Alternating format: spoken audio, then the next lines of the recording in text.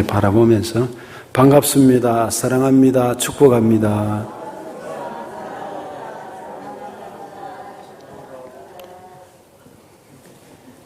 예, 코로나 때문에 누가 누군지도 잘 모르지만 그러나 다 아시니까 우리 교회 입구 하단에 저 입구에 들어오면 거기에 이제 매실나무가 있어요. 매실 있고 또 이쪽에는 모가나무가 있고 화단에 이래 보니까 이 떠물이 하얗게 끼었어요. 하얗게 끼어가지고 또 누렇게 잎이 죽어져 가고 있고 그리고 약을 사서 한 이틀간 뿌렸습니다.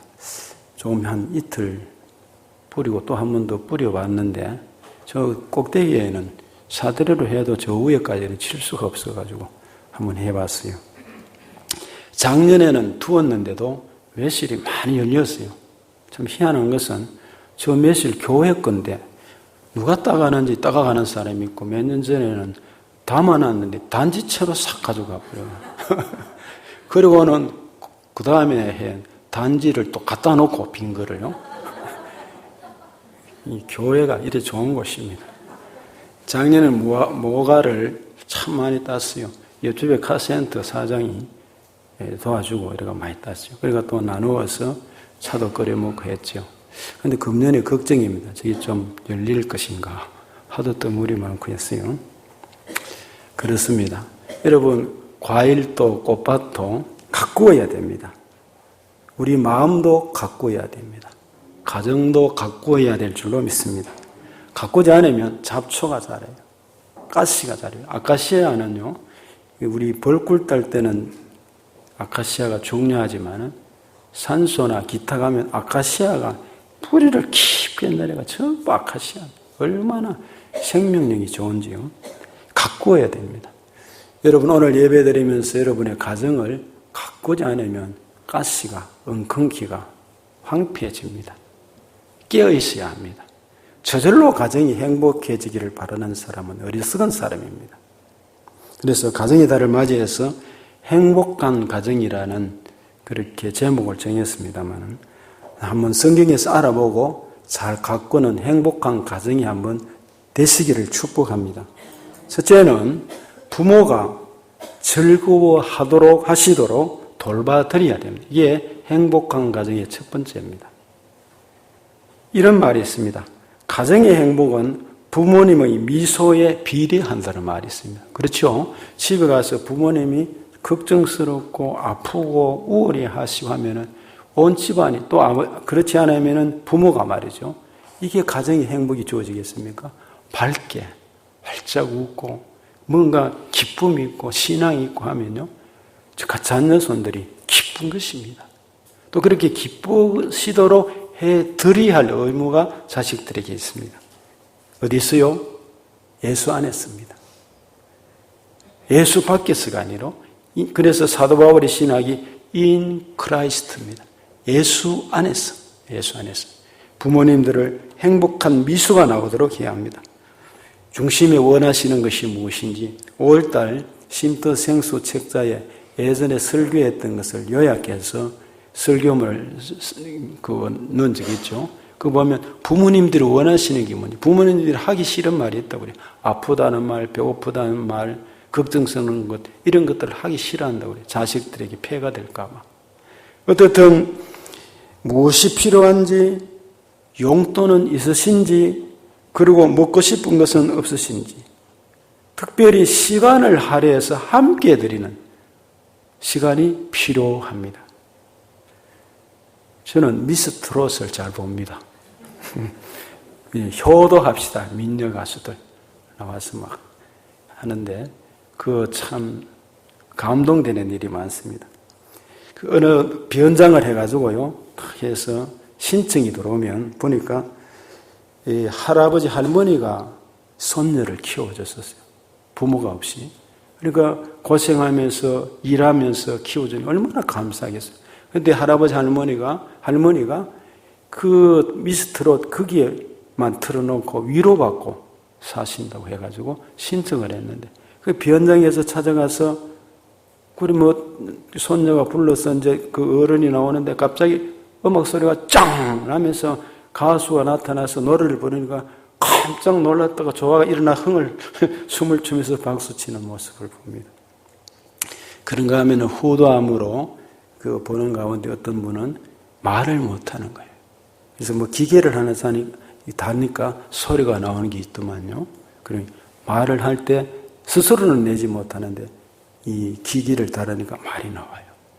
그래서 이제 이렇다 저렇다 막 기계적으로 이야기하는데, 그래서 또 이제 깜짝 쇼를 해서 2층으로 올라 모셔가지고 가수들이 숨었다가 나와서 노래하니까 깜짝 눈물을 흘려가며 좋아하면서 기뻐하는 모습을 봤어요.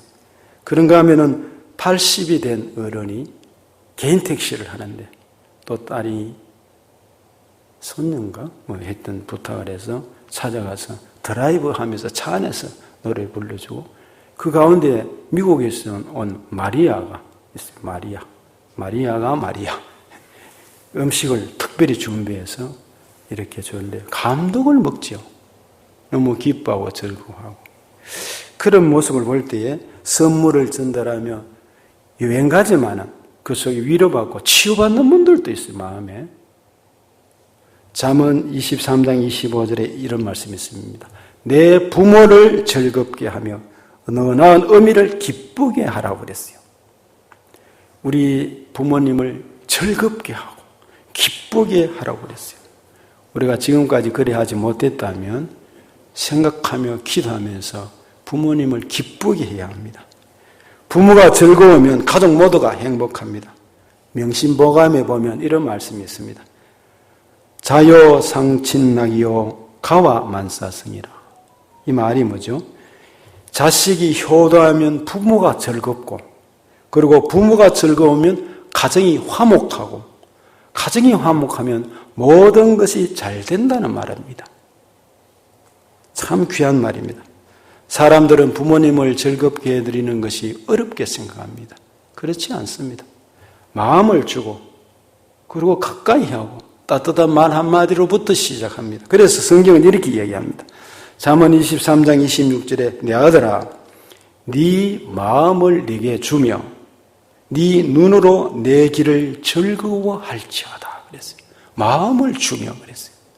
그럼 마음이 없는데 뭐 그런 게 나오겠습니까? 또한 부모님도 스스로 긍정적이어야 합니다. 안 되는 것만 바라보지 말고, 어려운 것만 바라보지 말고, 못한 것만 바라보지 말고. 제가 그 세바시라는 곳에 김세진 군, 두 다리가 없는, 그리고 그 어머니 양정숙 씨, 그 얘기를 한 봤어요. 보는데 감동이었습니다. 그 아들과 그러니까 고아원에 있는 아이들을 데려다가 키워가지고 수영 선수를 만들고 지금 미국에 가서 공부하고 있는 것 같아요. 졸업했는지 모르겠어요. 근데 그 모습인데 자기 아들도 아니에요. 그리고 두 다리가 없는데 그 데려다가 키워서 세계적인 인물을 만들었어요. 그래서 아이가 자라면서 그런 말을 했어요. 나는 왜 이래요?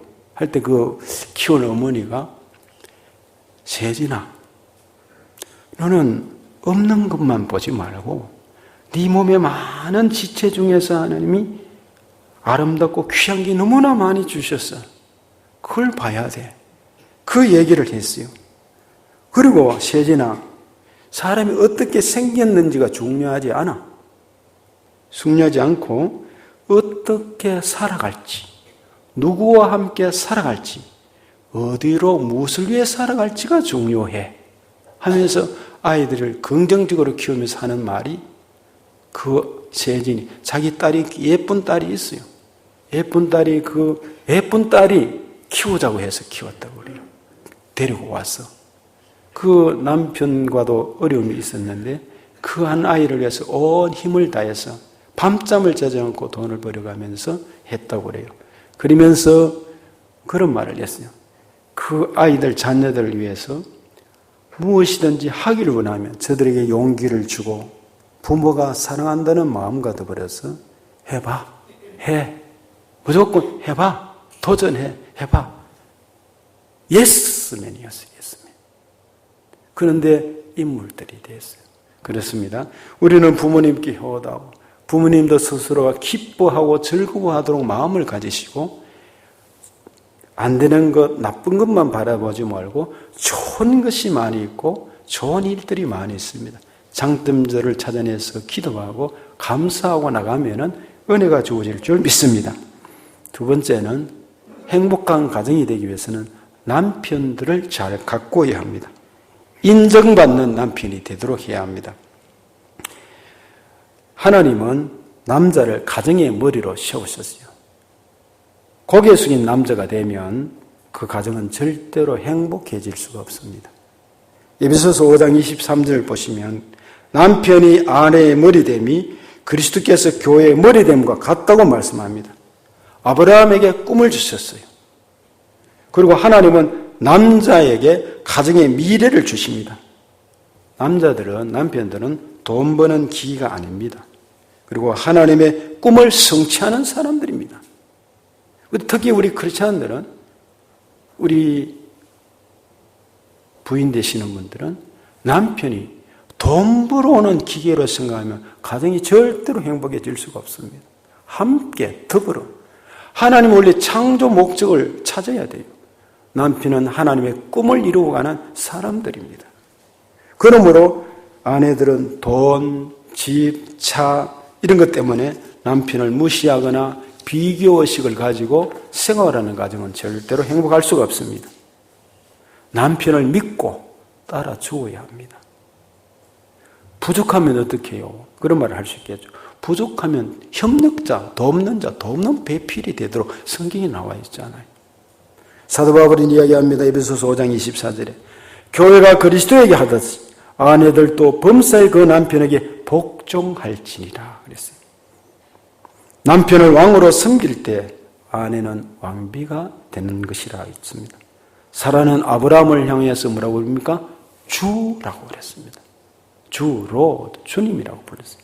그런 식으로 베드로전서 3장 6절에 나옵니다. 유대 격언에는 이런 말이 있습니다. 선한 아내와 결혼한 악한 남편에게는 소망이 있어도 악한 아내와 결혼한 선한 남편에게는 소망이 없다라고 유대 격언에 그래 나와 있어요. 아내의 중요성을 말씀하고 있죠. 아내는 남편을 신앙의 머리로, 권위의 머리, 축복의 머리로 세워주어야 합니다. 아내가 남편을 인정하고 세워줄 때 남편들은 하나님의 꿈을 이루게 되고 기쁘고 긍정적으로 소망 속에 열심히 사회생활을 할 수가 있습니다. 순종하는 이유가 베드로전서 3장 1절에 있습니다. 이렇게 되어 있습니다. 그 아내의 행위로 말미암아 구원을 얻게 하려 함이니라 그랬습니다. 아내가 순종하고 복종하고 그리고 권위를 세워주고 함으로 말미암아서 그 불신 남편이 예수 믿고 변화받고 돌아올 수 있도록 하기 위함이라고 나와 있습니다. 순종하는 가장 큰 목적은 남편 구원을 위해서라 했습니다. 자신을 주장하는 행위를 억제하고 남편 구원과 행복한 가정을 위해 남편에게 순종하라는 것입니다.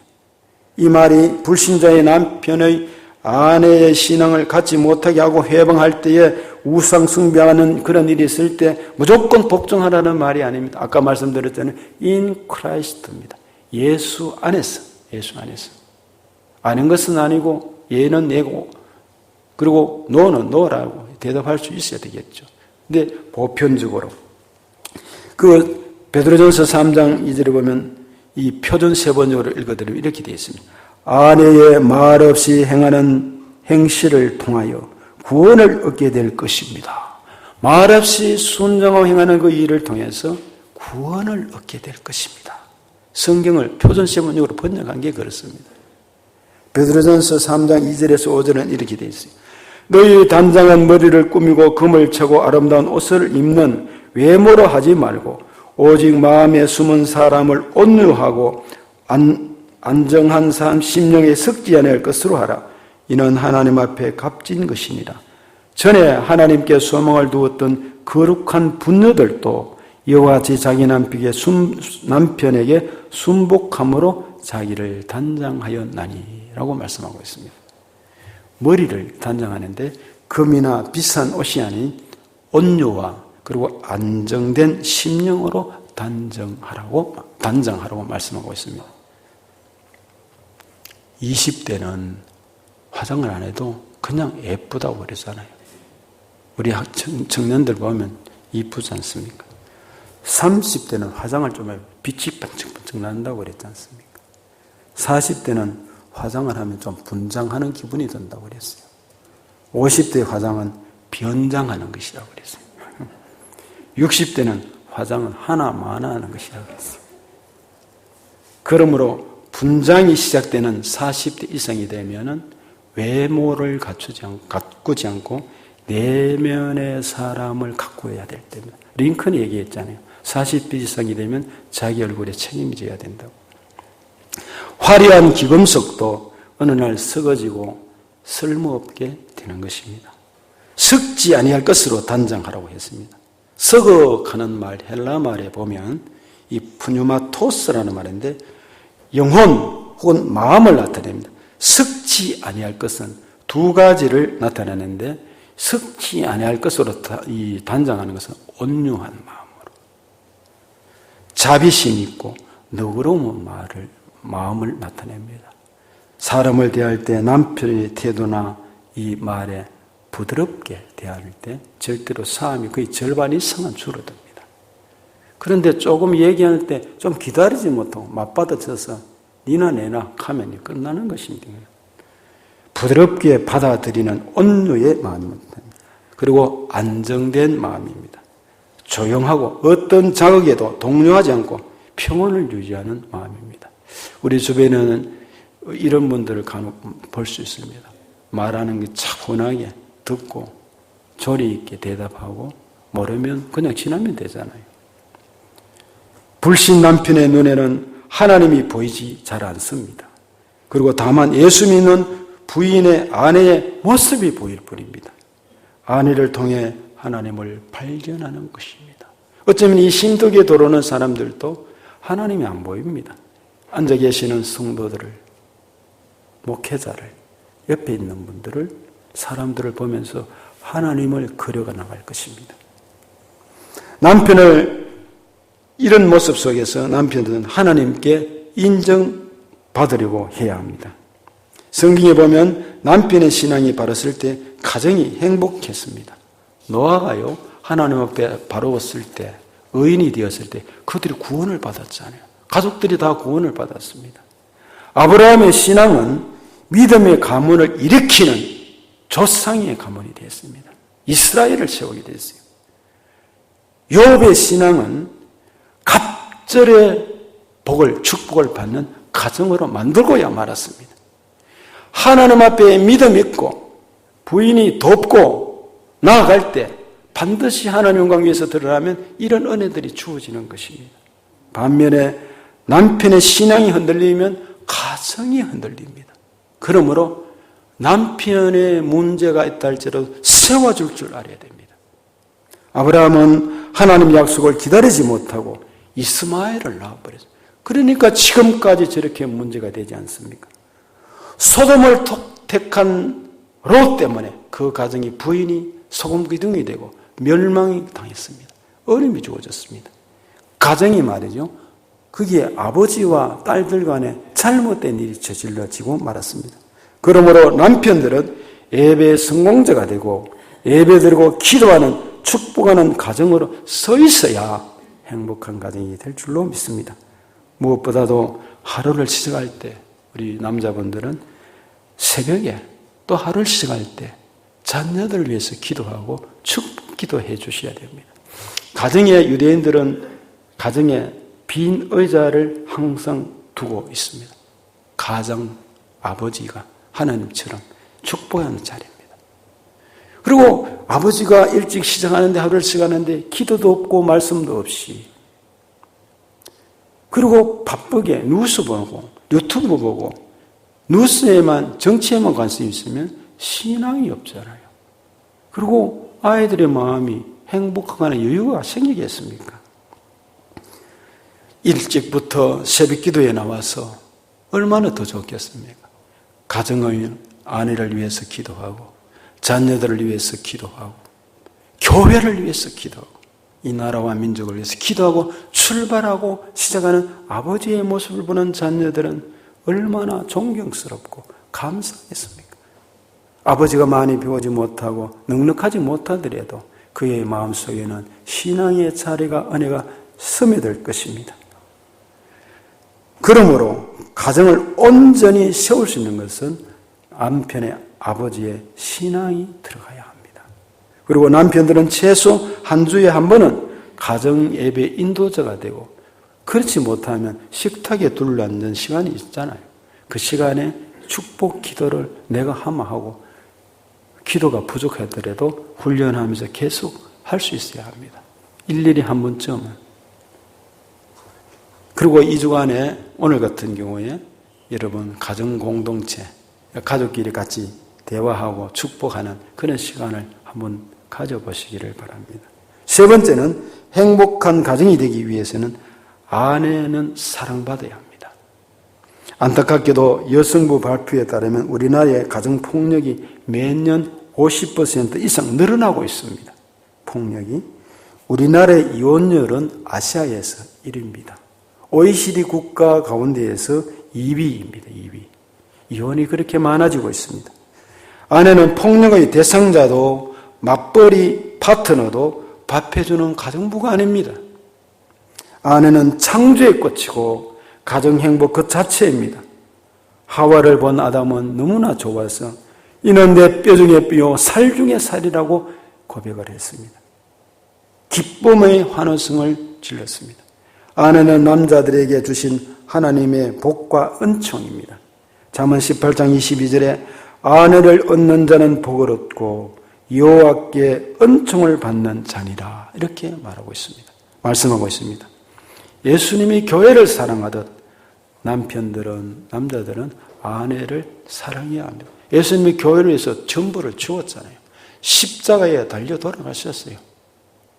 에베소서 5장 25절에 남편들아 아내 사랑하기를 그리스도께서 교회를 사랑하시고 위하여 자신을 주심같이 하라. 오늘 에베소 5장 25절 그래 되어 있잖아요.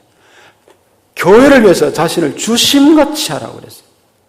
아내는 남자를 순종, 복종하라고 남편에게 했지만 여기는 주라고 그랬습니다.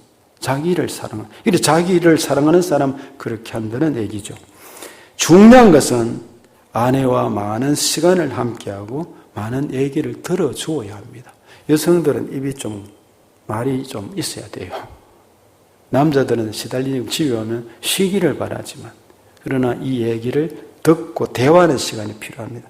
그래서 아내를 사랑할 때 남편의 기도가 응답됩니다. 베드로전서 3장 7절은 이렇게 되어 있어요.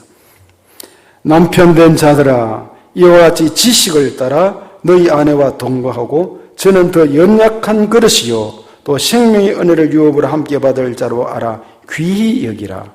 이는 너희 기도가 막히지 아니하게 하려 함이라. 할렐루야. 여러분, 가정의 대화가 단절되고 문제가 생기면 남편의 기도가 막힙니다. 아내의 기도가 막힙니다. 아내의 기도, 남편의 기도가 막히면 가정이 불화되잖아요. 그럼 자식들이 어떻게 불안해서 설 수 있겠습니까? 여기에 지식을 따라 아내와 동거하라 그랬습니다.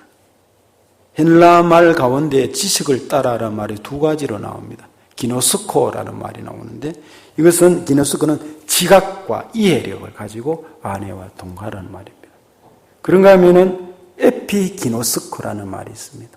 이 말은 뭐냐 하면은 체험을 통해서 인격적으로 얻는 지식을 말합니다. 다시 말해서 지각과 이해력 기노스코도 있지만 에피기노스코, 체험을 통해서, 그리고 인격적으로 얻는 지식을 가질 때 마음을 알고 감정을 알고 그리고 무슨 생각을 하고 사는지를 알아라는 말입니다. 아내가 무엇을 좋아하는지 성품과 감정의 미묘함을 알아야 한다는 말입니다. 내가 이해한 아내가 아니라 아내의 마음과 생각을 알아야 한다는 것입니다. 내가 알고 있는 세모, 네모, 동그라미의 아내가 아니라 아내가 가지고 있는 그 본 마음, 통찰력, 체험적인 것 가지고 알아야 한다는 말입니다. 그리고 아내를 귀히 여기라고 말하고 있습니다. 이것은 지적 연약함이 아니라 육체적 연약한 그릇이기 때문이라는 거예요.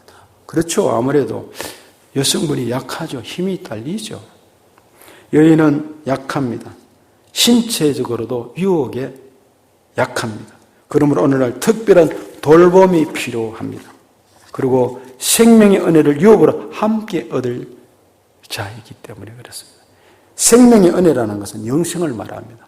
하늘나라의 또 영적인 면에서 남편과 동등하게 영생의 은총을 상속받을 동등한 동반자입니다. 무엇보다도 기도가 막히지 않도록 정말 힘을 써야 합니다. 부부 사이도 나쁜데 기도가 잘한다? 거짓말입니다. 하나님을 만으로 여기면 안 돼요. 그건 일방적인 자기 기도잖아요. 하나님은 성경에, 여러분 교회도 마찬가지입니다. 사람과의 관계가 나쁠 때 문제를 빨리 해결해야 돼요. 그런데도 불구하고 내 신앙이 좋고 내 기도는 잘한다? 거짓말입니다. 악한 영에게 속하면 안 돼요. 네. 그러므로 가정은 이런 가운데 기도가 막히지 않도록 해야 합니다. 기도가 막힌다는 말은 은혜의 통로가 막힌다는 말입니다. 하나님의 은혜가 막 내려와야 되는데 이게 막히면 안 되잖아요. 막는 자들이 있어요. 막는 자들이. 우리 주변에. 그게 뭐냐면 다니엘은 21일 걸려서 뚫어내야 된단 말이죠. 그리스도인은 기도가 막히지 않기 위해 최선을 다해야 합니다. 마지막으로 행복한 가정이 되기 위해서는 자녀가 보호받아야 합니다. 요즘 우리의 자녀들은 심각한 문제에 직면해 있습니다. 안팎으로. 공부도 물론이지만 영적, 윤리적인 도전장이 너무 심합니다. 많은 부모들이 자녀를 하나님께 맡기지 못하고 과잉 보고와 과잉 기대가 큽니다. 요즘 아기들이 태어나면 옛날 우리 시대하고는 참 정말 다른 것 같아요. 그런 말 하면은 아예 막 팽당할 것 같아요. 그런데 너무 과잉 보호하는 점이 있어요. 없잖아, 있습니다. 이와 반대로 아동 학대도 늘어가고 있습니다. 안타까운 것은 예전보다도 더 많은 아이들이 버려지고 있다는 것입니다. 어려우니까. 버려지고 있는데 고교생들 가운데 한 25%는 아버지와의 대화가